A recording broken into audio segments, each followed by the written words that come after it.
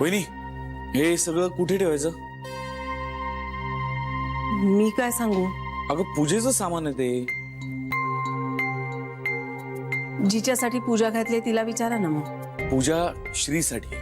आम्हाला काही कळत नाही का? म्हणजे मी जरा खोली आवरायला काढली आहे, जाते. मलाही जप करायचंय, येते मी.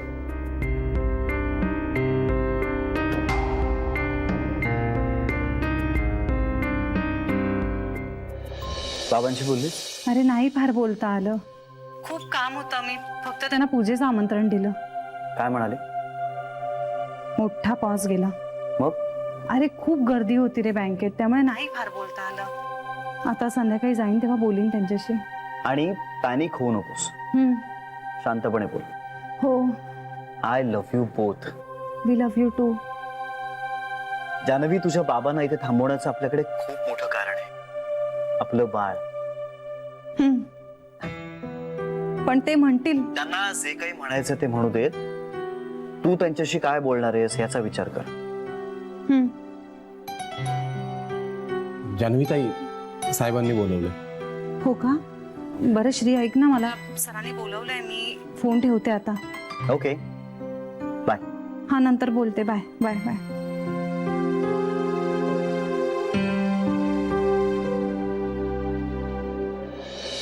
वेडी आहे रे बेबी. कुठल्याही गोष्टीचा बाव करून मनात धरून ठेवते ती. क्षमा करून पुढे जाणं जमतच नाही तिला. देवच्या बाबतीतही हेच केलं. एवढं टोक गाठणं बरोबर नाही हे समजतच नाही. सगळ्यांच्यासाठी एवढं सगळं करते पण बोलून घालवते. तू सांगत का नाहीस तिला? आई सांगून शिकण्यातली नाहीये ती, अनुभवातूनच शिकेल. मला नाही वाटत ती काही शिकेल असं. श्री तिला काही बोलणार नाही, जान्हवी समजून घेणार. हिला धडा शिकवणार तरी कोण? तिचं स्वतःचं वर्तन. आई, आयुष्यभर नवऱ्याला सोडून माहेरी राहावं लागणं यापेक्षा दुसरी कुठलीही मोठी शिक्षा असू शकत नाही एका बाईसाठी. त्यातनच काही धडा घेतला नाही बेबीने, तर यातनं काय घेणार आहे? इतकी वर्ष इथे राहते ती माहेरी, केवढी मोठी शिक्षा आहे आई. असं तुला वाटतं, तिला नाही. तिला ती सुटका वाटते. सुटका? हो. मग यापेक्षा काही मोठं व्हायला हवं, म्हणजे अक्कल येणार आहे तिला. असं दिसतंय. मला त्रास होतो तिच्या वागण्याचा. कांता, आता योग सेंटर मध्ये जातोयस ना, तर म्हणजे मी करून घेत नाही, पण मग आता हा पण कशाला मध्ये? सकाळी तुलाही बोलली ना ती. आज काही पहिल्यांदाच बोलली नाहीये मला ती. माझ्या प्रत्येक नवीन सुनेशी नातं निर्माण होताना ही असंच वागलीये, पॉझेसिव्ह. आज कित्येक वर्षांनी मला जुनी बेबी दिसली. आपल्या आईवरचा आपला अधिकार कमी होतोय असं वाटलं, किंवा आपलं प्रेम शेअर केलं जातंय असं वाटलं की थयाट करणारी. जान्हवीच्या बाबतीत तिनं तसं कधीच नाही केलं. मला पहिल्यांदा वाटलं वयोमानानुसार बेबी बदलतीये. श्रीवरच्या प्रेमापोटी असेल, किंवा जान्हवी या घरात येण्याला माझाच विरोध होता म्हणून असेल, पण जान्हवीच्या वाट्याला बेबीचा हा पॉझेसिव्हनेसचा त्रास कधी नाही आला. तिथं तू मला आणि दादाला अटेन्शन द्यायचीच ना लहानपणी, तेव्हाही तिचं व्हायचंच. तिचा स्वभाव आहे तो. स्वभाव आहे, पण तो बदलला पाहिजे कांता. तुला काय वाटतं आई? मला वाटतं बेबीनं शांत व्हावं. श्रीच्या लग्नाची खटपट केली त्याच्या अपरोक्ष, म्हणून त्या दोघांची माफी मागावी, जान्हवीला स्वीकारावं. एवढी मोठी आनंदाची बातमी मिळणार आहे तिला, तिनं हा चांगुलपणा दाखवला तर. पण ती तसं करणार नाही, खात्री आहे माझी. कांता, मुलगी आहे ती माझी. मी जन्म दिलाय तिला, पण शहाणपण नाही देऊ शकले. ते तर मी नाही घेतलं तुझ्याकडून. अनुभवाने शिकवलं मला शहाणपण. तुम्ही मुलं असल्यानं तुमच्याशी जशी मी कठोर झाले, तसं तिच्याशी मला होता आलं नाही कांता. ही बातमी जर आपण तिला सांगितली तर? बातमीच्या आधी मनातलं सगळं किलमिश बाहेर पडलं पाहिजे, तरच नातं घट्ट होईल, एका वेगळ्या लेव्हलला जाईल. मग सगळं कसं स्वच्छ आणि पारदर्शी होईल. बातमी सांगायची तर आहेच. ही गोड बातमी त्यांना नाही सांगायची तर कुणाला?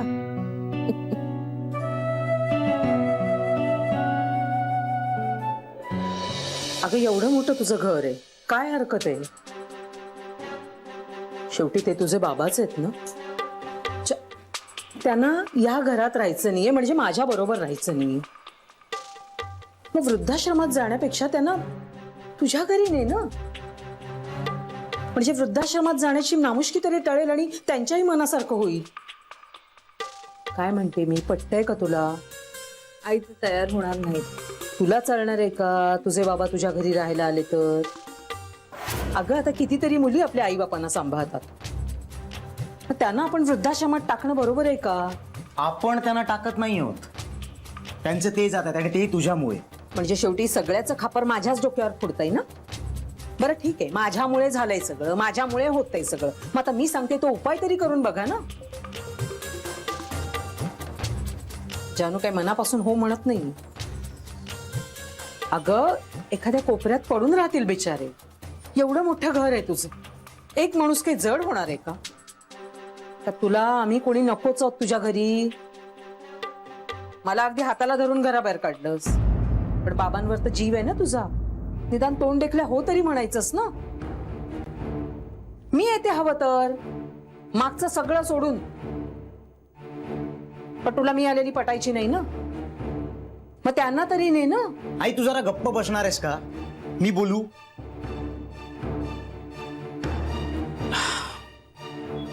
तायडा, असं होऊ शकतं का? म्हणजे बाबांना काही दिवस तुझ्याकडे, म्हणजे त्यांचा राग शांत होईपर्यंत. अरे मला घरी विचारावं लागेल. अगं विचारायचं काय त्याच्यात एवढं? एवढी माणुसकी नाहीये का तुझ्या सासरच्यांना? एका माणसाला राहायला जागा देत नसतील तर एवढं मोठं घर काही जाळायचंय का? अगं वाटल्यास मी बोलते तुझ्या घरच्यांशी. नको. म्हणजे मी बोलते. अरे जानू, तू कधी आलीस? ही काय आत्ताच आले. भिंड्या, सगळं ठीक आहे ना? हो ठीक आहे. मला वाटलंच होतं तू येशील म्हणून. जावई बापू नाही आले? हो बाबा, तो तयारी करतोय. तयारी कसली? हा पूजेची. म्हणजे मी सुद्धा पूजेचंच आमंत्रण द्यायला आले होते. पूजा? असं काय करताय? मी म्हणाले होते ना तुम्हाला पूजा असणार आहे आमच्या घरी. हो, हा हा, ते होतं लक्षात माझ्या. पण मला वाटलं होतं की अवकाश असेल अजून.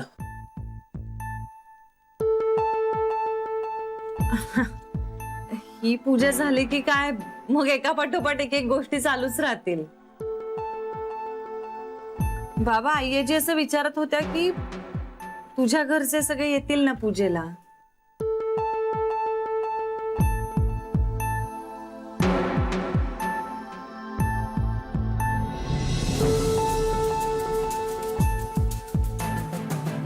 का बाबा, तुम्हाला जायचं होतं का कुठे बाहेर? हा? हो म्हणजे जायचं आहे, पण त्याला अवकाश आहे अजून.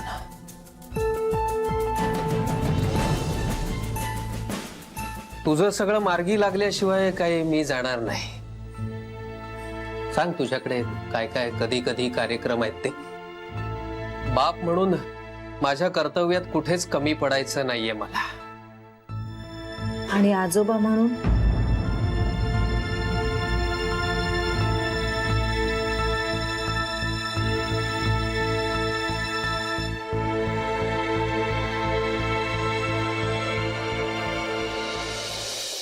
खूप पसारा असतो ग तिच्या खोलीत. नोकरी करते ना म्हणून काय घराकडे लक्षच नाही द्यायचं का? श्रीचा टॉवेल तसाच होता, धुतलेले कपडे बेडवर तसेच पडलेले होते. आणि आता आपल्याला बोलायची खोटी. अगं आईंना सांगितलं ना बेबीने, तर त्या म्हणाल्या थोडं अस्ताव्यस्त असलं तरच घर वाटतं, नाही तर हॉटेलची रूम वाटेल ती. आईंना पण काय झालंय ना काही कळतच नाहीये मला. बेबीचा फुगा मात्र फुटेल इतका फुगलाय आता. मला ना सरे तिचीच काळजी वाटते. म्हणजे आपण कसं एखादी गोष्ट जाऊ दे ना असं म्हणून सोडून देतो, पण तिला नाही ना ग जमत तसं. पण तिचं म्हणणं अगदीच चूक नाहीये ग. बरोबर आहे सरे, पण अगं आपण बोललो त्याची किंमत असायला पाहिजे ना समोरच्याला. नाहीतर काय अर्थ आहे त्या बोलण्याला. तिने किती वेळा सांगितलं आईना, आई तू नको करूस नको करूस, पण ऐकतच नाहीत ग. मग चिडेल नाही तर काय ती. पण ताई, आता या घरात भांडणं व्हायला नकोयत. खरंय, पण आता ही आली आहे ना घरी, दुसरं काय होणार आहे.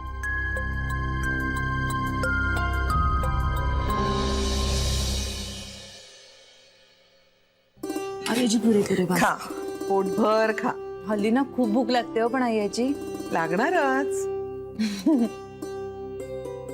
माझं एवढं खाऊन झालं ना की आता तुम्ही बसा, मी छान गरम गरम थालीपीठ करून वाढते तुम्हाला. नको ग, आत्ता श्री आणि कांता येतील, त्यांना पण देते गरम गरम करून. थालीपीठ.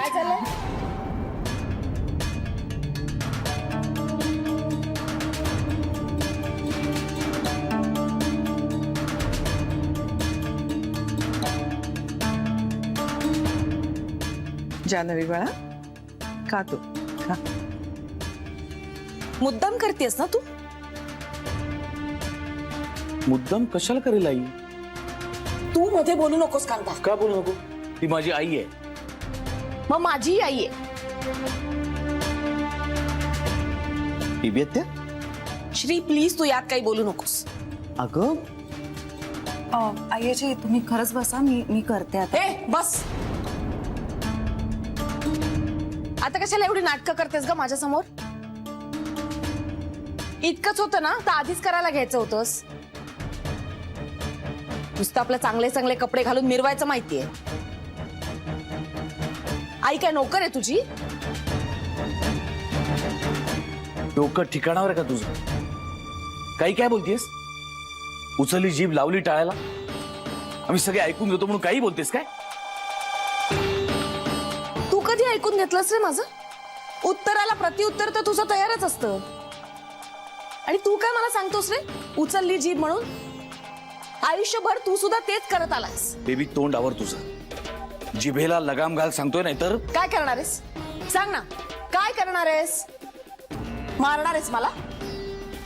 शरयूला मारून समाधान झालं नाही वाटतं तुझं? का आता खुमखुमी परत यायला लागली आहे? आता बायको नाही तर बहीण सापडली तुला? यातच मर्दुमकी आहे ना तुझी? बेबी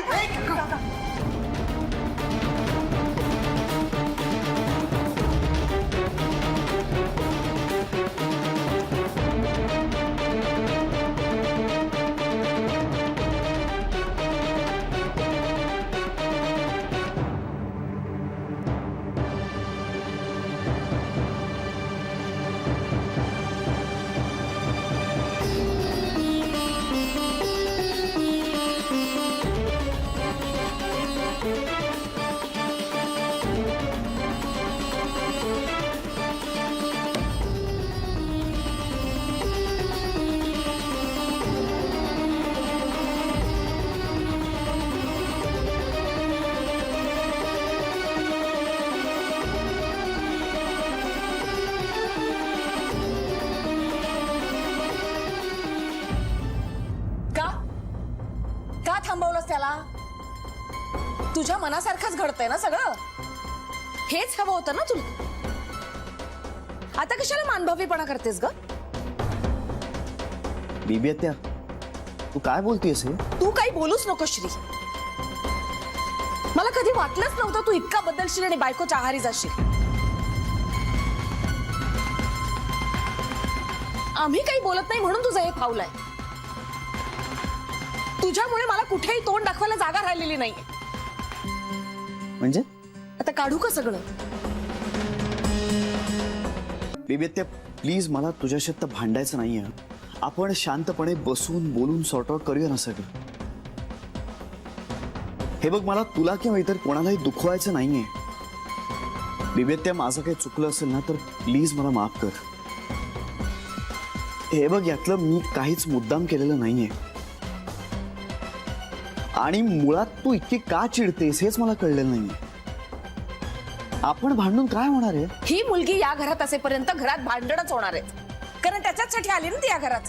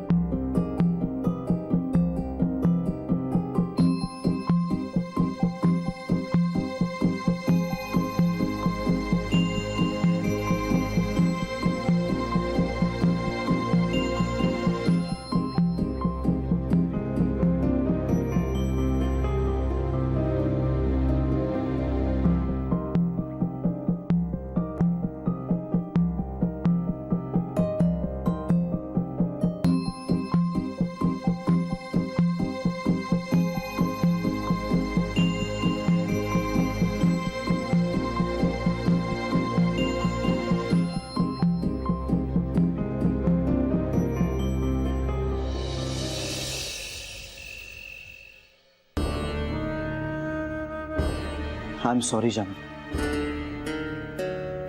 कशासाठी? हे सगळं तुझ्या समोर नको होतं व्हायला. श्री, तू माझ्या बरोबर असलास ना की मला कसलंच काहीच वाटत नाही. पण हे सगळं बेबी त्याच्या मनात अजूनही साचलेलं असेल ह्याची खरंच कल्पना नव्हती मला. असू शकतं रे.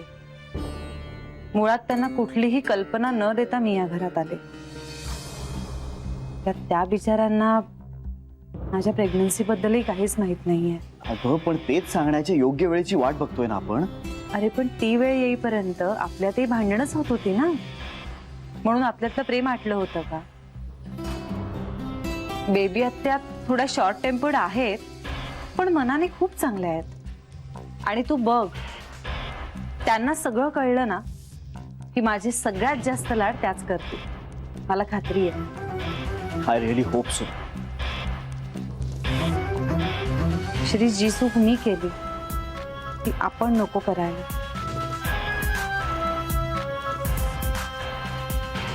योग्य वेळ येईपर्यंत नातं नको डॅमेज व्हायला.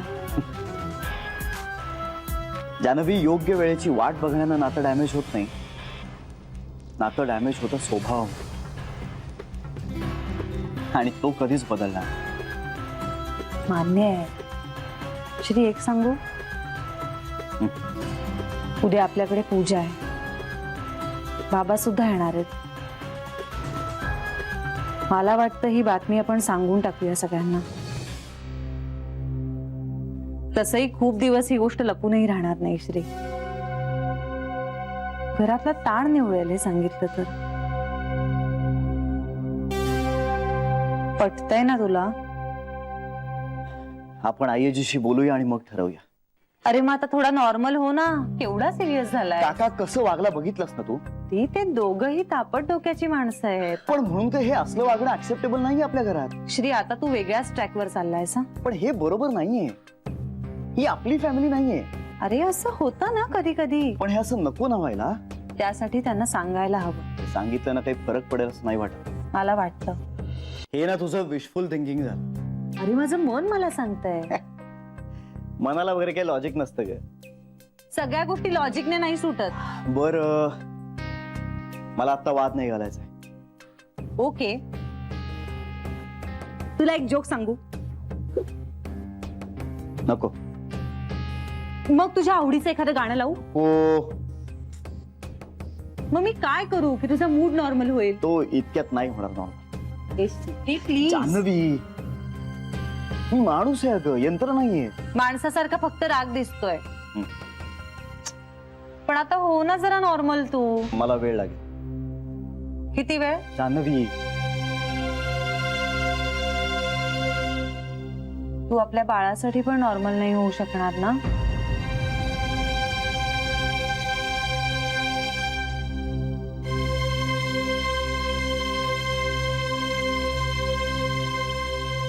I am sorry. थँक्यू.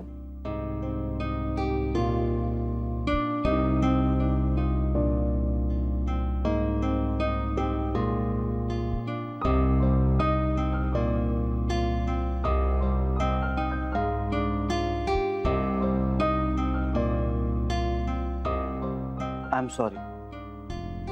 तुझा बाबा काय तुझ्यावर नाही चिडलाय? बाबा ना थोडा वेडाच आहे. ए, तू माझी निंदा करू नको माझ्या मुलीकडे. आम्ही दोघं ना एका पॅनलचे आहेत माहिती. हो, तुला आता जी काय थट्टा करायची ना ती कर माझी, पण एकदा तिला येऊ देत मग बघ आमची कशी युती होते. तुला आता तिच्या बाबाविषयी जे काय सांगायचंय ना ते सांग, बिंदास सांग, असं काही म्हणणं नाही. पण तिचं ना पहिल्या दिवसापासून ठरलेलं असणार की माझा बाबा आणि मी, आम्ही दोघं असे घट्ट मित्र असणार, बेस्ट फ्रेंड्स.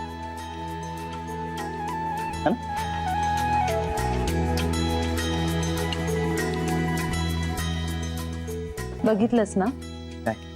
बाळासाठी तुझ्यासारखा ठाम मूड असलेला माणूस सुद्धा बदलू शकतो. मग बेबी आत्यांसारख्या हळव्या मनाची आई नाही बदलणार. अच्छा, हा असा घास घेतलास होय तू? अरे बरं ठीक आहे, सांगू येऊ द्या, पण त्याआधी एकदा आय्याजीशी बोलूया. पण त्याआधी तुम्हाला प्रॉमिस कर, बेबी आत्या काहीही बोलल्या तरी तू रागवणार नाहीस त्यांच्यावर, नाही चिडणार तू.